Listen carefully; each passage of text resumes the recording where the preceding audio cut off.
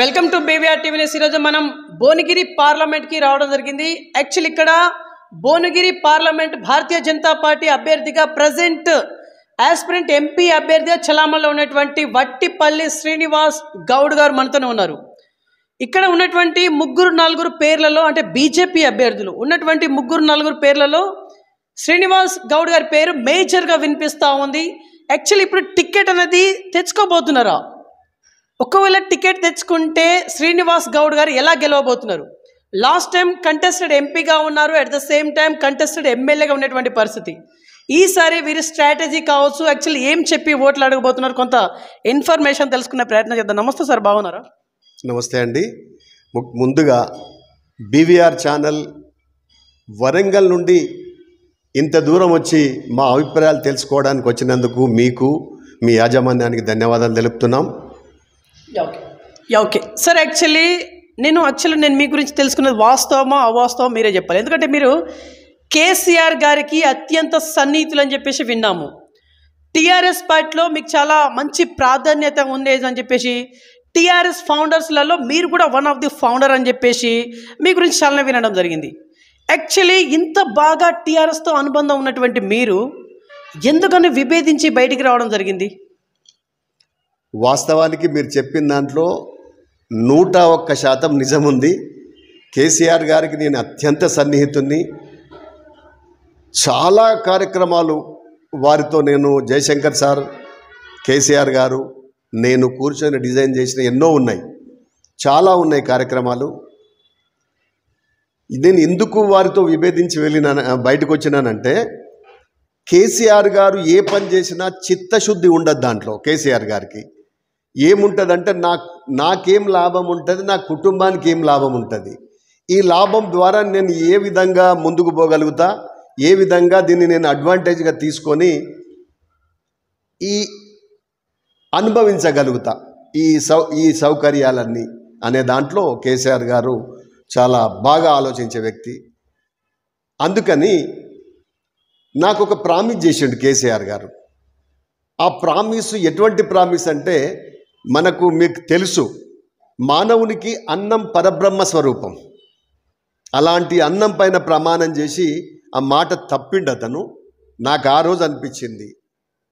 అంతకుముందు నేను అతన్ని దేవునిగా భావించేవాడిని. కేసీఆర్ గారు ఒక మాట చెప్తే ఇక అది ఈ భారతదేశంలో ఆయనంత గొప్ప వ్యక్తి లేడు, ఆయనంత నిజాయితీపరుడు లేడు అనే భ్రమలో నేనున్న వ్యక్తిని.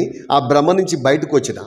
ఖచ్చితంగా తెలంగాణ ప్రజలను మోసం చేస్తాడు కేసీఆర్ గారు భవిష్యత్తులో. నాలాంటి మిడిల్ క్లాస్ ఫ్యామిలీస్ నుంచి వచ్చిన వ్యక్తులు ఎంతోమంది బలి అయ్యే పరిస్థితి, అక్కడ బలి అయిపోయినరు. బట్ నేను కాలే, కొంతవరకు అయినాను. కానీ భగవంతుడు నన్ను కాపాడిండు. ఆ రోజు తెలుసుకొని నేను బయటకు వచ్చి భారతీయ జనతా పార్టీలో ఈ మధ్యన చేరాను. ఓకే, అంటే యాక్చువల్లీ మీకు టికెట్ అనేది ఇస్తా అని చెప్పేసి ప్రామిస్ చేశారు.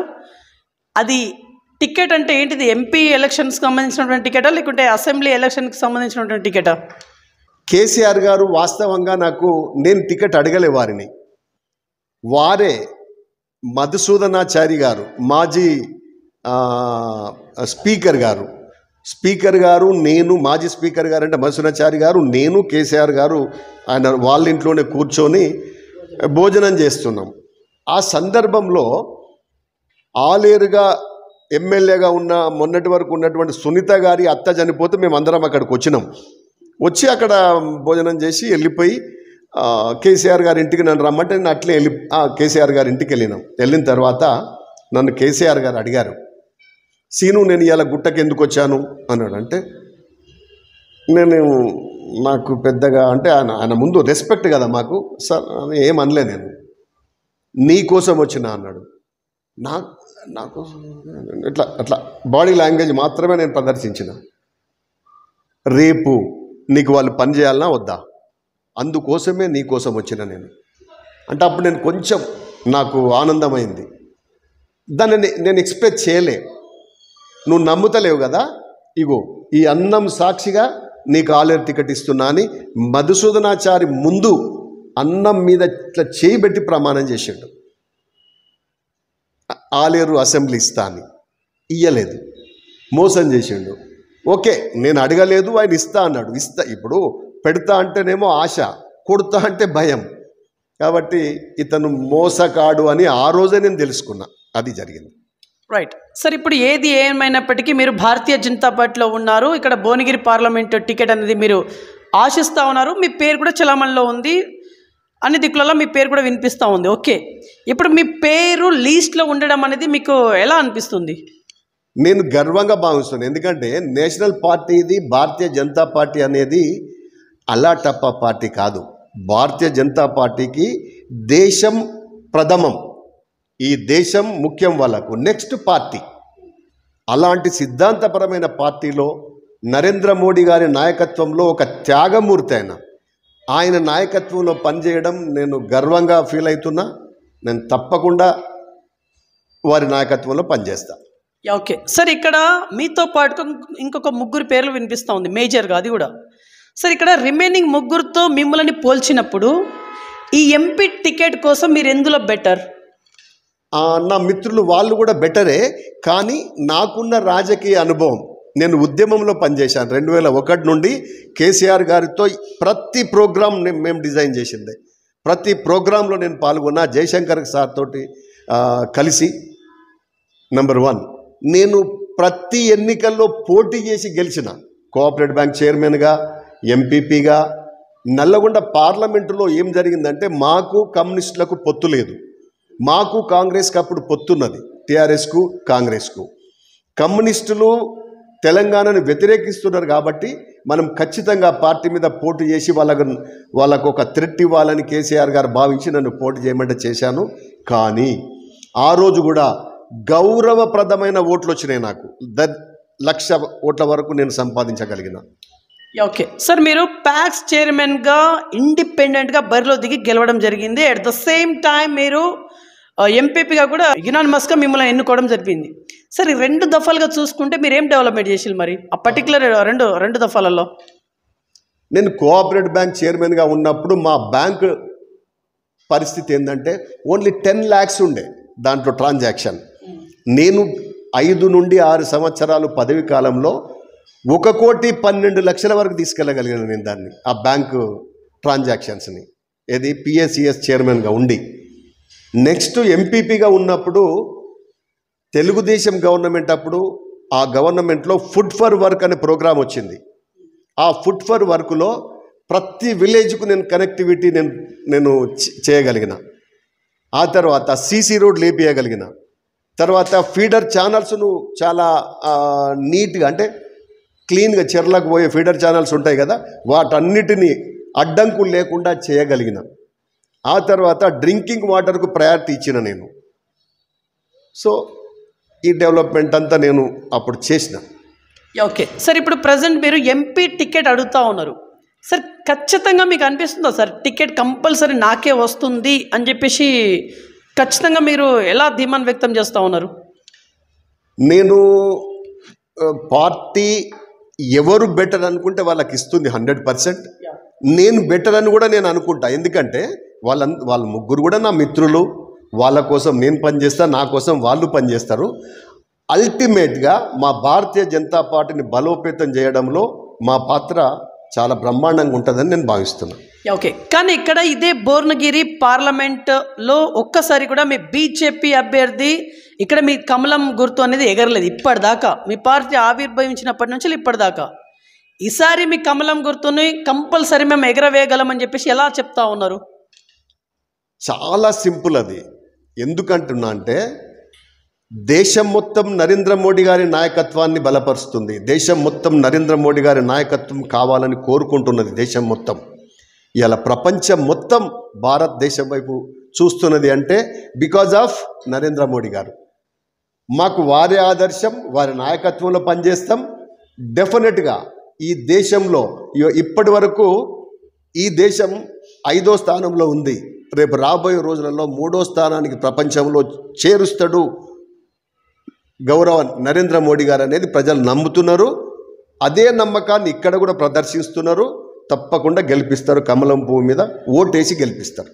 ఓకే సార్, యాక్చువల్ ఇక్కడ మోదీ గారికి బ్రహ్మరథం పడతారు అని మీరు ఇండైరెక్ట్గా చెప్తా ఉన్నారు. ఇదే స్టేట్మెంట్ని కనుక మనం ఇంకోలో చూసుకుంటే రాహుల్ గాంధీ గారిని పిఎం హోదాలో చూడబోతున్నాం ఈసారి అని చెప్పేసి అటు షర్మిలమ్మ గారు ఇటు రేవంత్ రెడ్డి గారు ఒక స్టేట్మెంట్లో ఇవ్వడం జరిగింది. మరి దీనిపైన మీ స్పందన ఏంటిది? ఇప్పుడు మనం ప్రాక్టికల్గా మాట్లాడుకుందాం. ఎవరిని కించపరిచే ఉద్దేశం నాకు లేదు, కానీ ఇక్కడ రాహుల్ గాంధీ గారిని నరేంద్ర మోడీ గారిని కంపారిజన్ చేయడం అనేది అసలు ఇక అంతకంటే నవ్వులాట ఇంకోటి ఉండదు. నా దృష్టిలో రాహుల్ గాంధీ గారు 0లో ఉంటే నరేంద్ర మోడీ గారు 100లో ఉన్నారు. ఎట్లా కంపేర్ చేస్తాం నక్కకు నాగలోకానికి? కాబట్టి నరేంద్ర మోడీ గారి నాయకత్వం భారతదేశం మొత్తం కోరుకుంటుంది, కాబట్టి భువనగిరి పార్లమెంట్ కూడా కోరుకుంటుంది. ఓకే సార్, ఇక్కడ రాహుల్ గాంధీ గారికి మోదీ గారికి కంపారిజన్ ఏంటని చెప్పేసి మీరు నవ్వుతూ ఉన్నారు. ఇదే నవ్వులాట శాసనసభ ఎలక్షన్స్ కన్నా ముందు, రీసెంట్గా జరిగినటువంటి శాసనసభ ఎలక్షన్స్ ముందు కాంగ్రెస్ పార్టీ గురించి నవ్విళ్ళు. కాంగ్రెస్ పార్టీ మునిగిన పడవ, అది ఇంకా లేవదు, అది కంప్లీట్గా చచ్చిపోయిందని చెప్పేసి అన్నారు. ఒక మాటలో చెప్పాలంటే ఇప్పుడు ఆ చచ్చిపోయిన పార్టీ, మునిగిపోయిన పడవనే ఇప్పుడు అధికారంలో ఉంది, హ్యాండిల్ చేస్తూ ఉంది. ఇప్పుడు ఏం చెప్తారు మీరు? వాస్తవానికి అదొక లక్, దాన్ని ఏమంటారు, ఒక లాటరీ విధంలో వచ్చిన అధికారం అది. వాస్తవానికి భారతీయ జనతా పార్టీ మాత్రమే ఇక్కడ గత 1.5 year నుండి 2 years నుంచి బీఆర్ఎస్ నేతలు చేస్తున్నటువంటి అరాచకాలు, దోపిడీలు, అక్రమాలు అన్నిటినీ ఎండగట్టి ప్రతి ఇంటికి తీసుకెళ్ళి ప్రతి వ్యక్తిలో అవేర్నెస్ తీసుకొచ్చిన party Bharatiya Janata party. Yes, నేను ఒప్పుకుంటా. మాకు నేషనల్ పార్టీ ఇచ్చిన ప్రతి ప్రోగ్రామును బ్రహ్మాండంగా రాష్ట్ర పార్టీ నిర్వహించింది. ఎక్కడో ఒక దగ్గర లోపం జరిగి ఆ లోపం వల్ల మాత్రమే మేము అధికారానికి రాలేకపోయినాం తప్ప అది మా కష్టంలో లోపం కాదు, మా పనితనంలో లోపం కాదు, మా నాయకత్వంలో కూడా లోపం లేదు. ఒక చిన్న మిస్టేక్ ఎక్కడో జరిగింది, అది దాన్ని మేము పసిగట్టలేకపోయినాం. ఓకే, ఆ మిస్టేక్ ఏంటిదంటే బండి గారిని అధ్యక్షత పదవి నుంచి తప్పించడమే అని చెప్పేసి కొంత కాదు బాగానే చర్చ జరిగింది ఆ మధ్యలో. ఇది వాస్తవం కాదంటారా? అయితే ఇక్కడ భారతీయ జనతా పార్టీ అనేది వ్యక్తుల మీద ఆధారపడి నడిచే పార్టీ కాదు. బండి సంజయ్ గారు నిరభ్యంతరంగా, నిర్మోహమాటంగా గొప్ప వ్యక్తి, చాలా పార్టీని ముందుకు తీసుకెళ్ళిండు. అదేవిధంగా ఎవరైతే నెక్స్ట్ కిషన్ రెడ్డి గారు వచ్చిండ్రో వారు మామూలు వ్యక్తి కాదు. బండి సంజయ్ గారు అర్జునుడైతే ద్రోణాచార్యుడు కిషన్ రెడ్డి గారు. మీకు అర్థమైంది కదా, ద్రోణాచార్యుడు అంటే అర్జునునికి, పాండవులకు విలువిద్య నేర్పిన వ్యక్తి, గురువు. అటువంటి వ్యక్తి కిషన్ రెడ్డి గారు. ఎవ్వరికి వారు సాటి, వాళ్ళకు వాళ్ళే సాటి. నేను చెప్తున్నా కదా, ఎక్కడో చిన్న లోపం జరిగింది, ఆ లోపాన్ని మేము సరిచేయలేకపోయినాం. కొంత అది నేను ఒప్పుకుంటున్నా. అది కానీ సంజయ్ గారు వల్ల ఇదైంది, లేకుంటే కిషన్ రెడ్డి గారు వల్ల అదైంది అంటే అది కరెక్ట్ కాదు. కిషన్ రెడ్డి గారు గొప్ప వ్యక్తి, సంజయ్ గారు కూడా గొప్ప వ్యక్తి. ఓకే సార్, ఇప్పుడు ప్రజెంట్ మీరు యాస్పిరెంట్ ఎంపీ అభ్యర్థిగా చలామణిలో ఉన్నారు సార్. ఏం చేస్తూ ఉన్నారు సార్? డైలీ మీ దినచర్య ఏంటిది? ఒక ఎంపీ అభ్యర్థిగా ఉన్నారు అని అంటే ఏదో ఒక మండల్ కావచ్చు, విలేజ్ కావచ్చు, వాట్ ఎవర్, ఏదో ఒక రకంగా విజిట్ చేస్తూ ఉండాలి, ప్రజలకు మాధ్యమాల్లో ఉంటూ ఉండాలి. మీరు ఏం చేస్తూ ఉన్నారు? మీ దినచర్య ఏంటిది? ఈరోజు ఎక్కడికి వెళ్ళొచ్చిళ్ళు? వాస్తవానికి నాకు ఒక గొప్ప వరం ఏంటంటే, నేను ఉద్యమంలో పనిచేస్తుంది, కేసీఆర్తో కలిసి పనిచేసిన వ్యక్తిని. ఆనాడు కేసీఆర్తో పాటు నేను తిరగని రోజు ఉండదు అన్నట్టు. ఎవ్రీ విలేజ్ తెలంగాణలో పల్లె తిరిగిన, తెలంగాణలో చాలా వరకు వట్టిపల్లి శ్రీనివాస్ గౌడ్ అంటే ఉద్యమంలో పనిచేసిన ప్రతి వ్యక్తి గుర్తుపడతాడు. అది నాకు వరం. నేను కేసీఆర్ గారికి ఈ విషయంలో ధన్యవాదాలు తెలుపుకుంటా. ఎందుకంటే నేను ఆయన దగ్గర పనిచేసిన, ఆయనతో ట్రైనింగ్ అయినా, ఎట్లా ట్యాకిల్ చేయాలి, ఏం చేయాలి అనేది నేను నేర్చుకోగలిగిన. ఈ విషయంలో వారికి నేను ధన్యవాదాలు చెప్తున్నా. అందరికంటే గొప్పగా నేను పనిచేయగలుగుతా. నాకు టీఆర్ఎస్ క్యాడర్ కూడా చాలా బ్రహ్మాండంగా పనిచేస్తారు. వారికి తెలుసు నాకు జరిగిన అన్యాయం. అదేవిధంగా నా భారతీయ జనతా పార్టీ సైనికులు, యోధులు కూడా బ్రహ్మాండంగా పనిచేస్తారు. నాకు ఎక్కువ అవకాశాలు ఉన్నాయని నేను భావిస్తున్నా. దీంట్లో మా కేంద్ర పార్టీ ఇచ్చిన వికసిత్ భారత్ ప్రోగ్రాంలో నేను పార్టిసిపేట్ చేసిన. అదేవిధంగా ప్రతి మండల్లో తర్వాత గావ్ చలో ప్రోగ్రాంలో కూడా నేను భాగస్వామిని అవుతున్నా. మాకు ఇచ్చిన పార్టీ కార్యక్రమాలలో బూత్ ప్రతి బూత్లో మా నిర్మాణం ఎట్లుందనేది నేను తిరిగి చూస్తున్నా. సో ఆ విషయాలలో నేను చాలా ముందున్నా అనేది నేను చెప్పగలుగుతా. ఓకే, అంటే మొత్తానికి ప్రజలతో మమేకమై ఉంటున్నా అన్నట్టుగా మీరు చెప్తా ఉన్నారు. ఓకే సార్, మీకు సమస్యలు అంటూ ఎక్కడెక్కడ ఉన్నాయో మరి అర్థమై ఉండాలి నాకు తెలిసి. అయితే ఇప్పుడు ఉన్నటువంటి 7 నియోజకవర్గాల్లో ఎట్లాంటి సమస్యలతో ప్రజలు సతమతం అవుతున్నట్టుగా మీరు గ్రహిస్తూ ఉన్నారు? నిజానికి ప్రజలు చాలా సమస్యలతోటి సతమతమవుతున్నారు. ఎక్కడ సీసీ రోడ్లు లేవు, ఎక్కడ కూడా తాగునీటి వసతులు లేవు, ఎక్కడ డ్రైనేజ్ వ్యవస్థ కూడా అస్తవ్యస్తంగా ఉన్నది. ప్రజలకు అన్ని విషయాలలో సమస్యలు ఉన్నాయి. ఈ సమస్యలన్నింటినీ మనము గుర్తించినాం. నేను నోట్ చేసుకున్న ఈ సమస్యలను తప్పకుండా వీటిని పెద్దవారి దృష్టికి తీసుకెళ్ళి మనం సార్ట్అవుట్ చేసుకునే అవకాశం ఉన్నది. ఓకే, యాక్చువల్లీ మీ విజన్ ఏంటి సార్? ఒక ఎంపీ అభ్యర్థిగా మీ విజన్ ఏంటిది? ఈ పార్లమెంటులో భువనగిరి పార్లమెంటులో మా పాలసీ ఉన్నది ఉచిత విద్య, ఉచిత వైద్యం. ఈ రెండిటితో పాటు నిరుద్యోగ యువతకు డెఫినెట్గా వాళ్ళకు ఒక వృత్తి నైపుణ్యాన్ని కలిగించి వాళ్ళకు చిన్న ఇండస్ట్రీస్ లాగా లేదు డిప్లొమాలు. ఇప్పుడు ఐటీఐ చేసిన పిల్లలు ఉంటారు, పాలిటెక్నిక్ చేసిన పిల్లలు ఉంటారు, వాళ్ళందరితో పాటు ఇంజనీరింగ్ చేసిన పిల్లలు ఉంటారు. ఇప్పుడు గవర్నమెంట్ ద్వారా ఇప్పుడు ముద్రా యోజన ఉన్నది. దాంట్లో 10 లక్షల వరకు గవర్నమెంటు సెక్యూరిటీ లేకుండా కేంద్ర ప్రభుత్వము లోన్లు ఇచ్చే వ్యవస్థ ఉన్నది. అలాంటి కార్యక్రమాలు తీసుకొని వాళ్ళ నైపుణ్యాన్ని బయటకు తీసి వాళ్ళే ఒక 10 మందికి ఉద్యోగం కల్పించే విధంగా నేను ఒక ప్లాన్ అంటూ నేను తయారు చేసుకుంటున్నది. ఓకే, మరి మీ ప్రస్తుత ఎంపీ గారు ఎలాంటి డెవలప్మెంట్ చేస్తున్నట్టుగా మీరు గ్రహిస్తూ ఉన్నారు? అంటే మీ భువనగిరి పార్లమెంట్లో ఎట్లాంటి డెవలప్మెంట్ అనేది జరిగింది ఇప్పటిదాకా? అంటే బిఫోర్ తెలంగాణ కావచ్చు, ఆఫ్టర్ తెలంగాణ కావచ్చు, ఈ కంపారిజన్ గురించి ఏం చెప్తారు? వాస్తవానికి ఇప్పుడు జరిగింది ఏం లేదు. అప్పుడు నరేంద్ర మోడీ గారి 2014 తర్వాతనే మాకు ఒక ఎయిమ్స్ వచ్చింది, చాలా గొప్ప హాస్పిటల్ అది. అదేవిధంగా మెట్రో ట్రైన్ కూడా మాకు ఇప్పుడు రాయగిరి వరకు దాన్ని పొడిగిస్తున్నారు. యాదగిరిగుట్ట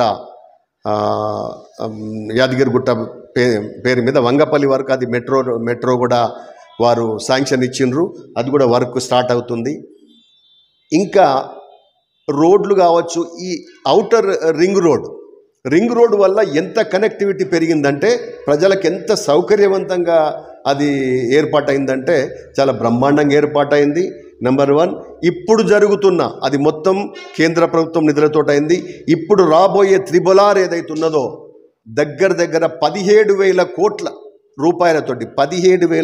రూపాయలతోటి 340 కిలోమీటర్స్ ఎగ్జాక్ట్లీ ఒక నెక్లెస్ లాగా 340 కిలోమీటర్ల ఒక నెక్లెస్ రాబోతున్నది. దీంతో అన్ని గ్రామాలకు కనెక్టివిటీ ఏర్పడుతుంది, ప్రజలందరికీ సౌకర్యాలు ఏర్పడతాయి. వాళ్ళ భూములకు కూడా విపరీతమైన ధర పెరిగే అవకాశం ఉన్నది. ఓకే సార్, ఈసారి కాంగ్రెస్ పార్టీ ఏమో తనకున్నటువంటి 6 గ్యారంటీస్ని ముందు పెట్టి ఓట్లు అడిగే ప్రయత్నం చేస్తుంది. బీఆర్ఎస్ పార్టీ ఏమో గతంలో చేసినటువంటి డెవలప్మెంట్ని ముందు పెట్టుకొని ఓట్లు అడిగే ప్రయత్నం చేస్తుంది. మరి భారతీయ జనతా పార్టీ అభ్యర్థి ఏం చెప్పి ఓట్లు అడుగుతారు? ఇక్కడ మీ ముందు ఉన్నటువంటి స్ట్రాటజీ ఏంటిది? యాక్చువల్లీ వాస్తవానికి బీఆర్ఎస్ పార్టీ అనేది అది అవుట్డేటెడ్ పార్టీ, అది పోటీలో ఉండే అవకాశం లేదు. ఇక కాంగ్రెస్ పార్టీకి మాకు పోటీ ఉంటుంది. నేను ముందే చెప్పాను, కాంగ్రెస్ పార్టీలో రాహుల్ గాంధీ గారు 0లో ఉంటే నరేంద్ర మోడీ గారు 100లో ఉన్నారు. నేను కారణాలు ఇప్పుడు మీకు చెప్తా. మేము ఏం చేసినాం, ఇక్కడ భారతీయ జనతా పార్టీ ఏమిస్తున్నది, ఇక్కడ ఈ ప్రజలకు ఏమిచ్చింది ఇప్పటి వరకు, ఇవన్నీ నేను చెప్తా. ఇప్పుడు భారతీయ జనతా పార్టీ నరేంద్ర మోడీ గారి నాయకత్వంలో ఉచిత రేషన్ ఇస్తుంది 3 ఏళ్ల నుంచి, కరోనా వ్యాక్సిన్ ఇచ్చింది, వ్యక్తిగత మరుగుదొడ్లు, వీధి దీపాలు, చెత్త సేకరణ, గ్రామీణ ఉపాధి హామీ పథకం, సీసీ రోడ్లు, రైతు వేదిక, నర్సరీలో మొక్కల పెంపకం, బాలింతలకు పౌష్టికాహారం, శ్మశాన వాటిక, మురికి కాలువలు, మధ్యాహ్న భోజనం, డంపింగ్ యార్డ్, ఉజ్వల గ్యాస్, కిసాన్ సమ్మాన్ యోజన, ఆయుష్మాన్ భారతి. ఇవే కాకుండా ఇప్పుడు మీకు 33% మహిళలకు రిజర్వేషన్ కల్పించింది. 370 ఆర్టికల్ను కాశ్మీర్లో తీసేసి అక్కడ ప్రజలు సస్యశ్యామలంగా, సంతోషంగా, సుఖంగా బ్రతికే విధంగా భారతదేశం మొత్తం ఇలా ఆనందంతో ఉన్నది. ప్రతి వ్యక్తికి, వాళ్ళు ముస్లిం కావచ్చు, హిందూ కావచ్చు, సిక్ కావచ్చు, సాయి కావచ్చు, ఒక్కటే హక్కు ఉండాలి. ఒక్కరికి ఒక హక్కు, ఇంకొకరికి ఇంకో హక్కు అనే విధంగా ఉండొద్దు అనే విధంగా కూడా రాబోయే రోజులలో ఆ బిల్ కూడా పాస్ అయ్యే అవకాశం ఉన్నదని వింటున్నాం. నరేంద్ర మోడీ గారి నాయకత్వంలో ప్రతిదీ ఏం కావాలి చెప్పండి, ఏం కావాలి? కొన్ని లక్షల రూపాయలు పెట్టి హాస్పిటల్లో జాయిన్ అయినోడు ఎంతో ధనవంతుడు చనిపోయిండు. కానీ ఎంతమందిని ఇవాళ భారతదేశంలో 120 కోట్ల మందికి 3 వ్యాక్సిన్లు ఇచ్చి కడుపులో పెట్టి కాపాడుకున్న వ్యక్తి నరేంద్ర మోడీ గారు.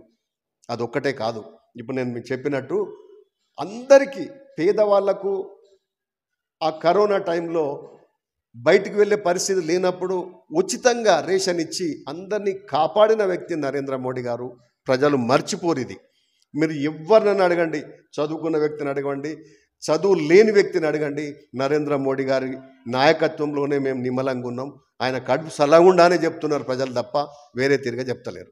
ఓకే సార్, యాక్చువల్లీ యువత ఏం కోరుకుంటున్నారు సార్? ఇక్కడ మీ భువనగిరి పార్లమెంట్ వరకు నేను మాట్లాడేది, మీ భువనగిరి పార్లమెంట్ పరిధిలో ఉన్నటువంటి యంగ్స్టర్స్, వాళ్ళకు రోజ్గార్ ఇంపార్టెంట్.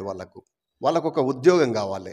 వాళ్ళ చదివిన చదువుకు ఖాళీగా ఉండి కేసీఆర్ లాగా మోసం చేసి, రేపు మీరు అన్నట్టు కాంగ్రెస్ పార్టీ కూడా ఏం చేస్తుందంటే 6 గ్యారంటీస్ అని చెప్పి ఏవో మాయమాటలు చెప్పి చేసే ప్రయత్నం చేస్తుంది. కానీ భారతీయ జనతా పార్టీ నరేంద్ర మోడీ గారి నాయకత్వంలో అలాంటి ఫాల్స్ హామీలు ఇవ్వదు. ఏమిచ్చినా కూడా కరెక్ట్ హామీలు ఇస్తుంది, కరెక్ట్గా అమలు అయ్యే విధంగా పనిచేస్తుంది. ఓకే సార్, ఈ 6 గ్యారంటీస్ అనేది ఫాల్స్ అని చెప్పేసి అంటా ఉన్నారు. ఎలా ఫాల్స్ అంటా ఉన్నారు అంటే ఎట్లాంటి విషయాల్ని మీరు క్యాల్కులేట్ చేసుకొని ఫాల్స్ అనే వర్డ్ని మెన్షన్ చేస్తూ ఉన్నారు? ఇప్పుడు మనం చూసాం, రేవంత్ రెడ్డి గారు ఏం చెప్పినారు, నేను లంక బిందెలు అనుకొని వస్తే ఇక్కడ లంక బిందెలు లేవు, ఖాళీ కుండలు కనిపిస్తున్నాయి అని అంటే, వారు కేసీఆర్ గారు సర్వనాశనం చేసిన తెలంగాణను. అంటే ఇంకా ఎంత పెంచాలనో అన్ని సంవత్సరాలకు సరిపోయేంత అప్పు చేసి పెట్టిపోయిండు. మరి మీరు ఇన్కమ్ ఏడికెళ్ళి తెస్తారు? మీ కేంద్రంలో ప్రభుత్వం లేదు, రాష్ట్రంలో ఆదాయ వనరులు లేవు. ఏ విధంగా ఈ 6 గ్యారంటీలు ఇస్తారు మీరు? ఈ 6 గ్యారంటీలు మీరు అమలు చేయాలంటే మీకు ఎన్ని వేల కోట్లు కావాలి? మీరు 2 లక్షల రూపాయలు ఒకేసారి మాఫీ చేస్తామన్నారు రైతులకు, చేయగలుగుతారా? ఏడికెళ్ళి చేయగలుగుతారు? అందుకే ఫాల్స్ అని నేను మాకు లెక్కలు చెప్పాలి. ఇగో మన బడ్జెట్ ఇంత ఉన్నది, ఈ బడ్జెట్లో మేము 2 లక్షల రూపాయల వరకు రైతులకు రుణమాఫీగో ఈ విధంగా ఈ బడ్జెట్ నుండి తీస్తున్నాము అని చెప్పాలి. నిరుద్యోగులకు ఈ విధంగా ఉద్యోగాలు ఇస్తామని చెప్పాలి. ఏది లేకుండా ఉట్టిగానే గాలికి చెప్పి గాలికే మేము వస్తాము అని అంటే వాళ్ళ గ్యారంటీలతోటి వాళ్ళు గెలవలే. నేను ముందే చెప్పాను, కష్టం మాది, ఫలితం వాళ్ళకు వచ్చింది, అంతే, దట్స్ ఇట్. ఇప్పుడు ప్రజల్లో అవేర్నెస్ వచ్చింది, తప్పు జరిగింది అప్పుడు, ఇంకా ఇప్పుడు తప్పు జరగదు, దట్ ఈస్ క్లియర్. కానీ ఇదే మాట బీఆర్ఎస్ కార్యకర్తలు, లీడర్స్ చెప్తా ఉన్నారు. శాసనసభ ఎలక్షన్స్లలో మీరు రాంగ్ డైరెక్షన్లోకి వెళ్ళారు, ఈసారి ప్రాపర్ డైరెక్షన్లోకి రండి, ఈసారి విజయం మనది అని చెప్పేసి కేటీఆర్ గారు స్టేట్మెంట్లో చెప్పడం జరిగింది. ఏం చెప్తారు దీనికి? ఇప్పుడు కేటీఆర్ గారు చెప్పడానికి నేను ముందే చెప్పిన, కేటీఆర్ గారు కేసీఆర్ గారు కుటుంబం చెప్పేది 100కి 99 అబద్ధాలు ఉంటాయి, ఒక్కటి కూడా సగమే నిజం ఉంటుంది అది. కాబట్టి అది నేను అవుట్డేటెడ్ అని ఎందుకన్నా అంటే వాళ్ళు అవుట్డేటెడ్ అయిపోయినారు.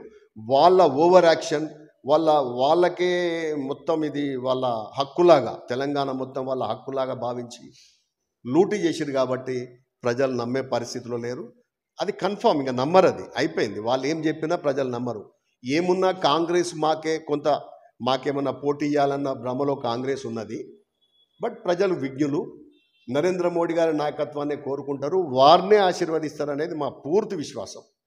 ఓకే సార్, మీరు ఒక యాస్పిరెంట్ స్థాయిలో చలమణిలో ఉన్నారు కాబట్టి రామ మందిర నిర్మాణం అనేది కంప్లీట్గా ఇది ఇప్పుడు ఎంపీ ఎలక్షన్కి సంబంధించినటువంటి కంప్లీట్గా ఒక స్టంట్ అని చెప్పేసి కాంగ్రెస్ పార్టీ చాలా సునాసనంగా మిమ్మల్ని కొట్టిపడేస్తూ ఉంది. దీనిపైన మీ స్పందన? వాస్తవానికి రామాలయం అనేది నిన్న మొన్న వచ్చింది కాదు, అది ఎన్నో ఏండ్ల నుంచి నానుతున్న సమస్య ఇది. గత 500 సంవత్సరాల నుంచి మన పూర్వీకుల నుంచి ఈ రామరాజ్యం దేవాలే అనుకుంటున్నారు. భారతదేశంలో రామరాజ్యం రావాలే అనుకున్నారు. నరేంద్ర మోడీ గారు తీసుకురాగలిగిన రామరాజ్యాన్ని వారు బుల్డోజ్ చేసి కట్టలే. అక్కడ సుప్రీంకోర్టు జడ్జిమెంట్ తర్వాతనే దాన్ని అక్కడ కట్టడం జరిగింది. ఇంకొకటి చెప్పదలుచుకున్నా, మీరు అడగంది కూడా వాస్తవానికి ఎవరి గవర్నమెంట్ డబ్బులతో రామాలయం నిర్మాణం చేయలే. భక్తులు ఇచ్చిన డబ్బులు బ్యాంకులో పెడితే బ్యాంకులో పెట్టిన వడ్డీ ద్వారా మాత్రమే అది కట్టిన తప్ప అసలు ఒక్క రూపాయి ఇంతవరకు అందుకెళ్ళి తీయలే. వడ్డీ ద్వారా మాత్రమే అది కంప్లీట్ అయింది ఇప్పటి వరకు. అది గొప్ప ఆ మహానుభావుని మన భవ్య రామ మందిర నిర్మాణం ఇవాళ చూస్తున్నామంటే రామరాజ్యం స్టార్ట్ అయింది. అది రామరాజ్యం స్టార్ట్ అయితే ప్రపంచ దేశాలు మొత్తం 50 నుండి 60 దేశాలు లైవ్ టెలికాస్ట్ చేసినాయి అంటే that is Modi, that is Narendra Modi గారు. ఓకే సార్, యాక్చువల్లీ ఇప్పుడు మీ పార్లమెంట్ పరిధిలో ఉన్నటువంటి యావత్ ప్రజానికానికి ఒక యాస్పిరెంట్ ఎంపీ స్థాయిలో ఉన్నటువంటి మీరు ఇప్పుడు ఏమైనా చెప్పాలనుకుంటున్నారా వాళ్ళతో నేరుగా? తప్పకుండా.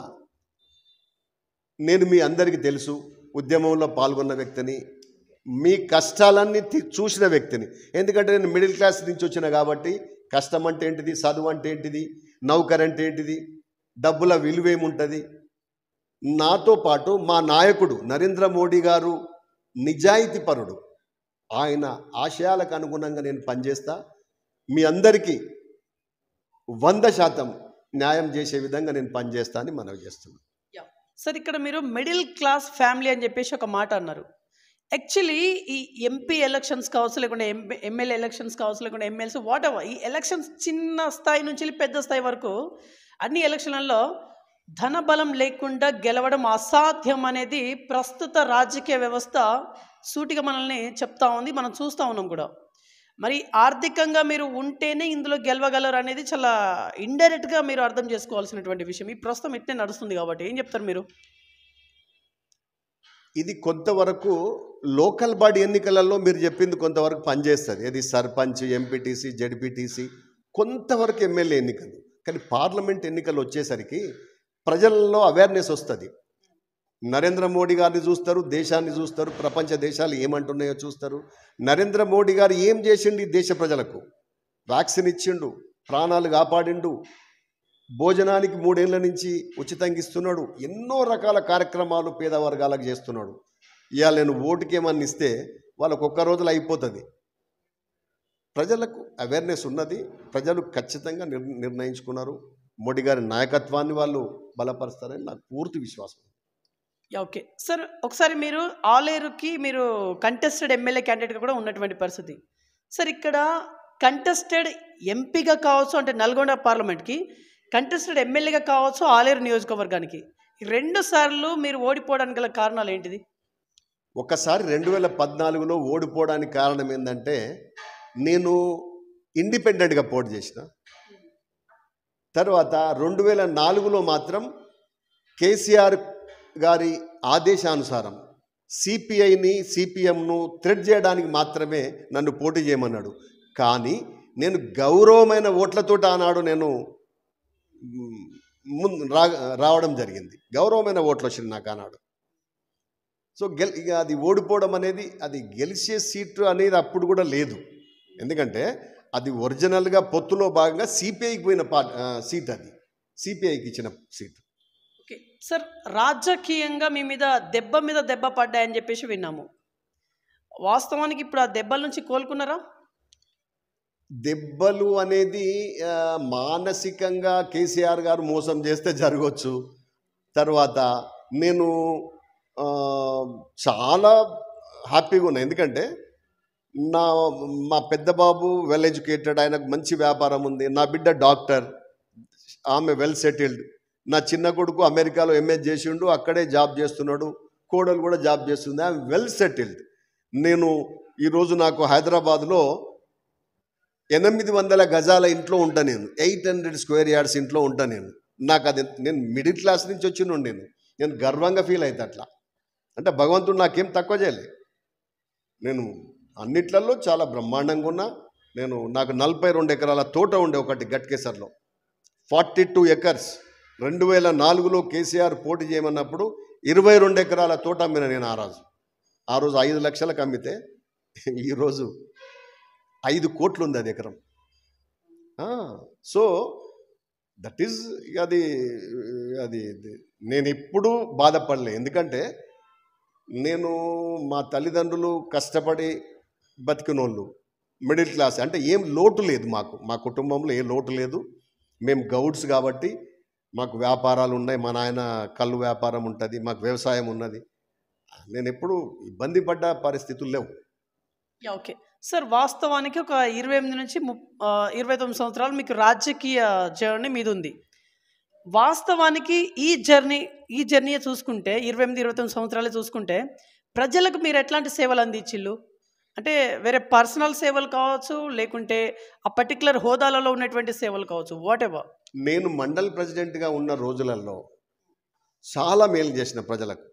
అంటే ఒక వ్యక్తి వచ్చి చేతులు కట్టుకొని అయ్యా సారు అనే పరిస్థితి నుండి చేరేసి కూర్చోబెట్టి నీకేం కావాలి, అధికారిని పిలిపించి నోట్ చేసుకో అతను ఏం చెప్తున్నాడు, అది పాజిబిలిటీ ఉందా, ఉంటే ఉన్నదని చెప్పు, లేదంటే లేదని చెప్పు, ఎట్లయితే అవుతుందో కూడా చెప్పు, దాని ప్రకారంగా మనం చేద్దాం. నా పరిధిలో నేను చాలా వరకు రోడ్లు వేసినాం. అప్పుడున్న సిచ్యువేషన్లో చాలా వరకు ఎప్పుడన్నా అట్లనే చాలాసార్లు ఫైనాన్షియల్గా హెల్ప్ చేసిన, ఉన్నంతలో నేను మరీ పెద్దగా కాకుండా ఉన్నంతలో చాలా వరకు నేను మేలు చేశాను. రైట్. సరే, యాక్చువల్లీ ఇక్కడ వట్టిపల్లి శ్రీనివాస్ గౌడ్ అనే వ్యక్తికి ఇప్పుడు కంపల్సరీ ఎంపీ టికెట్ ఇవ్వాలా? క్వశ్చన్ మార్క్ ఇస్తా ఉన్నాను, ఇవ్వాలా? ఇస్తే ఆనందంగా పనిచేస్తా. వస్తే పార్టీ ఎవరికి ఇచ్చినా నాకు ఇస్తే ఆనందంగా పనిచేస్తాను. నాకు ఇవ్వకున్నా నా సహచరులకు ఇచ్చినా కూడా బ్రహ్మాండంగా వారి గెలుపులో నేను ముందుంటా, పనిచేస్తా, గెలిపిస్తా. నాకు ఇస్తే వాళ్ళను కూడా అదే విధంగా రిక్వెస్ట్ చేస్తా, నాతో కలిసి దయచేసి రావాలని కోరుకుంటా. నాతో పాటు నేను వాళ్ళ సలహాలు సూచనలు తీసుకొని కూడా పనిచేస్తాను. ఓకే, మీకంటూ ఒక సొంత టీం ఏమైనా ఉందా సార్? ఎందుకంటే ఇక్కడ ఆస్పిరెంట్స్ అభ్యర్థులకి సొంత టీమ్స్ అనేది తిరుగుతూ ఉంటాయి, మండలాల వారిగా కావచ్చు, నియోజకవర్గం వారికి కావచ్చు. ఇక్కడ మీకంటూ ఒక సొంత టీం ఉందా? ఆ టీం పనిచేస్తూనే ఉంది. నాకు ఆ టీం టీఆర్ఎస్లో కూడా ఉంది. టీఆర్ఎస్లో నాతో పనిచేసిన వాళ్ళు ఎంతోమంది ఉన్నారు కదా. అన్నా నువ్వు టిక్కెట్ తెచ్చుకుంటే ఎట్లా గెలవాలో మేము చూసుకుంటామా అనేటోళ్ళు కూడా వేల సంఖ్యలో ఉన్నారు వాళ్ళు. తర్వాత నా భారతీయ జనతా పార్టీ సైనికులు ఉన్నారు. వాళ్ళు వీర సైనికులే. వాళ్ళు నిద్రాహారాలు మాని పనిచేసే వాళ్ళు ఉన్నారు. వాళ్ళు కాంగ్రెస్లో కూడా నాకు మంచి సన్నిహితులు ఉన్నారు. నేను ఎవరితో గొడవ పెట్టుకుంటాను కాదు కాబట్టి, నేను ఇష్టమైన వ్యక్తిని కాబట్టి నేను రావాలని కోరుకుంటున్నాను. నాకు ఓకే, ఇక్కడ బీఆర్ఎస్ పార్టీ అభ్యర్థి కావచ్చు, లేకుంటే కాంగ్రెస్ పార్టీ అభ్యర్థులు కావచ్చు, ఈ ఇద్దరు అభ్యర్థుల పైన మీకు కామెంట్ ఏమైనా కామెంట్ చేయదలుచుకున్నారా? ఇప్పుడు ఎంపీ ఎలక్షన్కి సంబంధించినటువంటి విషయాలు. అంటే అభ్యర్థులు ఎవరో తెలియదు నాకు, కానీ నేను కాంగ్రెస్ పార్టీని, బీఆర్ఎస్ పార్టీని, రెండు పార్టీలను కూడా మా నాయకుని ముందు, మా ప్రధానమంత్రి గారి ముందు ఆ పార్టీలు ఎందుకు పనికి రాకుండా పోతాయని మాత్రం నేను ఘంటాపదంగా చెప్తా. ఎందుకంటే నిజాయితీ పరుడు, ప్రజలు చూస్తున్నారు, ప్రపంచం చూస్తుంది కాబట్టి నాకు ఆ విశ్వాసం ఉంది. ఓకే సార్, కంపల్సరీ మీకు టికెట్ ఫర్ ఎగ్జాంపుల్ వస్తే, తద్వారా ప్రజల ఆశీస్సులతో మీరు కనుక గెలిస్తే సార్, ఒక ఎంపీగా ఇక్కడ మీరు ఏం డెవలప్మెంట్ చేయాలనుకుంటున్నారు సార్? మీ మైండ్లో ఏం రన్ అవుతా ఉంది? వాస్తవానికి ఇక్కడ సమస్య ఏంటంటే సాగునీరు చాలా ఇబ్బంది ఉన్నది అందరికీ, ప్రజలకు. ఇప్పుడు ఒక వ్యక్తికి ఉద్యోగం కల్పిస్తే ఆ కుటుంబం బాగుపడుతుంది, కానీ సాగునీటి కాలువ ఒకటి వస్తే మొత్తము కాన్స్టిట్యున్సీలే బాగుపడతాయి. ప్రతి వ్యక్తికి పని దొరుకుతుంది. ప్రతి వ్యక్తి నీటి ఆధారిత, ఇప్పుడు ప్రపంచము ఈ ఫరడవిల్లడానికి కారణం నీరే. నీరు ఎక్కడుంటే అక్కడ కల్చర్ డెవలప్ అవుతుంది. కాబట్టి అదొకటి. నిరుద్యోగులకు మాత్రం తప్పకుండా ఒక స్కీమ్ తయారు చేసి వాళ్ళను వాళ్ళ నైపుణ్యాన్ని బయటకు తీసే కార్యక్రమం నేను తప్పకుండా చేస్తా అనేది నాకు విశ్వాసం ఉంది. Yeah okay sir. యాక్చువల్లీ మీ బీజేపీ పార్టీలోనే ఒక ఒక మాట అయితే తెర మీదకి వస్తూ ఉంది. అంటే కంపల్సరీ అందరికీ ఏదైనా మీటింగ్స్ పెడితే ఇన్విటేషన్ అనేది అందట్లేదు, ఇంటిమేషన్ మాకు సరిగా రావట్లేదు అని చెప్పేసి కొంతమంది కార్యకర్తలు నాయకులు బాధపడుతూ ఉన్నారు. మరి మీ విషయంలో ఎట్లాంటి మీటింగ్స్ పెట్టినా కూడా అందరికీ మీరు ఇన్విటేషన్ ఇంటిమేషన్ ఇస్తూ ఉన్నారా? అయితే నెట్వర్క్ చాలా బాగుంటుంది భారతీయ జనతా పార్టీది. నెట్వర్క్ అనేది చాలా బాగుంటుంది. ఒక్కొక్కసారి ఏమవుతుందంటే ఇప్పుడు ఒక కాన్ఫరెన్స్ కాల్ వస్తుంది, వచ్చినప్పుడు నేను వాష్రూమ్లో ఉండొచ్చు, లేదా ఇంకొక ఆయన అందుబాటులో ఉండకపోవచ్చు, ఆయనకు ఆ సమాచారం రాదు. సో ఆ కాన్ఫరెన్స్ కాల్ నడుస్తూనే ఉంటుంది. అది దానివల్ల అతను అరే నాకేం రాలేదు అనుకుంటాడు తప్ప ప్రతి వ్యక్తికి వస్తుంది, ప్రతి వ్యక్తికి సమాచారం పోతుంది. చిన్న చిన్న లోపాలు అవన్నీ పెద్ద ఇష్యూలు కావాలి. Okay sir, last and final question. ఒక ఆస్పిరెంట్ ఎంపీ క్యాండిడేట్గా ఫైనల్ ఏమైనా చెప్పి ముగించాలనుకుంటున్నారా? మీ ప్రజలకే కావచ్చు, మీ కార్యకర్తలకే కావచ్చు, ఇంకా వాట్ ఎవర్. నేనేమనుకుంటున్నా అంటే మేజర్గా వ్యవసాయ ఆధారిత పార్లమెంట్ ఇది. దేశమే వ్యవసాయ ఆధారితం. నరేంద్ర మోడీ గారు హామీ ఇచ్చిండ్రు గిట్టుబాటు ధర ఇస్తాను అంటే 500 రూపాయలు క్వింటాలకు పెంచే కార్యక్రమం ఉన్నది ఇప్పుడు వరికి.